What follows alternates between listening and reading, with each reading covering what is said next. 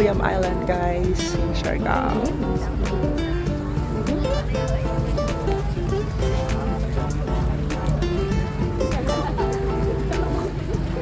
Daming tao.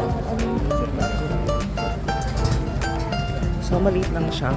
Actually, siguro kaya ko siyang libutin ng 20 minutes.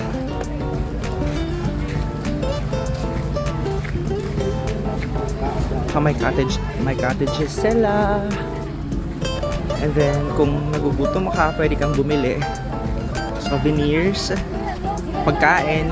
Kung nakalimutan ng mag-breakfast bago yung tour mo, may mga pagkain dito. Pwede kayong bumili.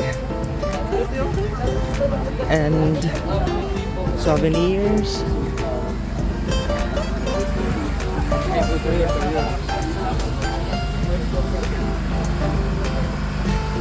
May mga cottages sila. Ay, may generator din. Siguro pwedeng mag-charge if you... Sorry. I'm sorry.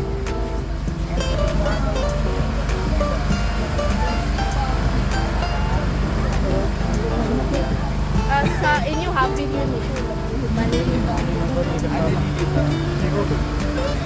Yan. Let's try natin yung duyan naman.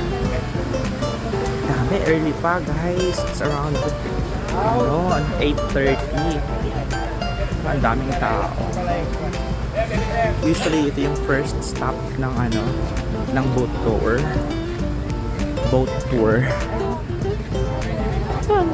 Oh, may basketball court sila dito. Kung gusto mong maglaro ng basketball court, pero isa lang siya. Baha siya kasi nga ulan ng ulan lately. So anyway, yun lang guys. Yun yung Guyam Island. So let's enjoy this bench for a while.